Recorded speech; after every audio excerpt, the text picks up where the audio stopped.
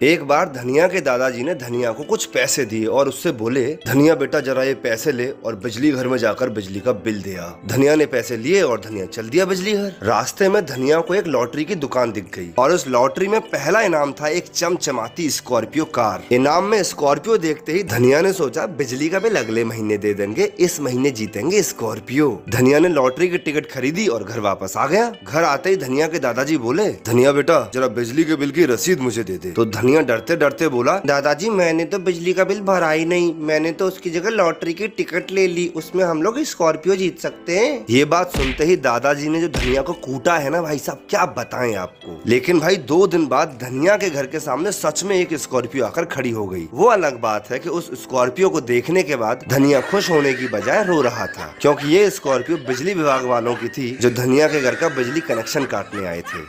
भाइयों गर्मी आ गई है और लाइट खूब जाती है गर्मियों में। तो ऐसे ही एक बार 3 लड़के एयरपोर्ट पे बैठ के बात कर रहे होते हैं अपने अपने देशों में लाइट जाने की। तो भाई अमेरिकन यांकी लड़का बोलता है कि भाई जब अमेरिका में लाइट जाती है जो बहुत कम जाती है, पर अगर कभी कभी जाती है तो हम तो अपने इलेक्ट्रिसिटी डिपार्टमेंट को कॉल करते हैं और वो इमीडिएटली प्रॉब्लम को रिजॉल्व कर देते हैं। That's United states of America man. तो भाई साथ में चाइनीज बैठा था, उसने बोला मैं भी बताऊं अपने देश के बारे में। चाइनीज बोला कि यार जब चाइना में लाइट जाती है तो हमारे क्या चाइनीज फ्यूज ना थोड़े से चाइनीज क्वालिटी के ही होते हैं, तो हम सबसे पहले अपने घर के मेन्स के फ्यूज चेक करते हैं और कई कबार तो फ्यूज रिप्लेस करने से सारी लाइट का प्रॉब्लम सॉल्व हो जाता है। That's China mate, चिंग पुंग पुंग, चिंग द पुंग। फिर आए भाई अपने इंडियन भैया, वो बोले कि जब हमारे इंडिया में लाइट जाती है तो हम सबसे पहला काम करते हैं घर के बाहर जाते हैं और आस पड़ोस में देखते हैं, और अगर सबकी लाइट गई है तो घर पे आके चैन की सांस लेके बैठ जाते हैं, और फिर जब सब सुकून से बैठ जाते हैं तो थोड़े समय में अपने आप ही लाइट आ जाती है। ये है इंडिया मेरी जान, हम सुख दुख दोनों ही बांटते हैं। बाकी कमेंट करें आपके यहाँ कितनी लाइट जाती है।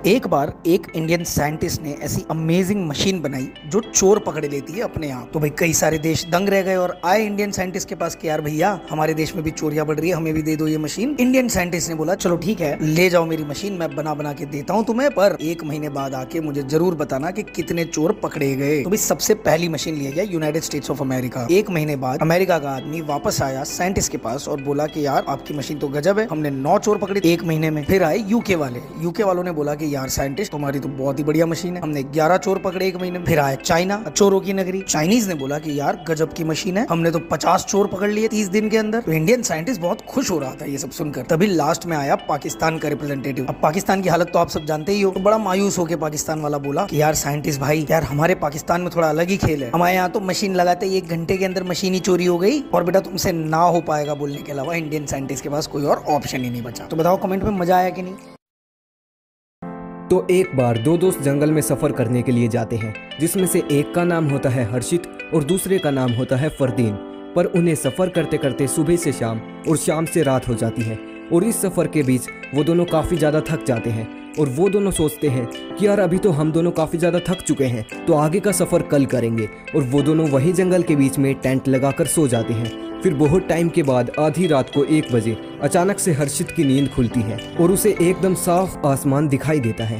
फिर वो हैरानी के साथ फरदीन को जगाता है और बोलता है कि बता भाई तुझे आसमान में क्या दिखाई दे रहा है। और फरदीन बोलता है भाई मुझे तो बहुत सारे सितारे नजर आ रहे हैं। फिर हर्षित बोलता है तो फिर बता कि इससे तुझे क्या समझ में आया। फिर फरदीन बड़ा खुश होकर जवाब देता है कि इससे पता चलता है कि आसमान बहुत सुंदर है। और हर्षित बहुत हैरानी और गुस्से के साथ बोलता है अरे वो न्यूटन की औलाद, टेंट चोरी हो गया है। और दोनों लड़ने लगते हैं कि भाई ये मेरी गलती नहीं, ये तेरी गलती है।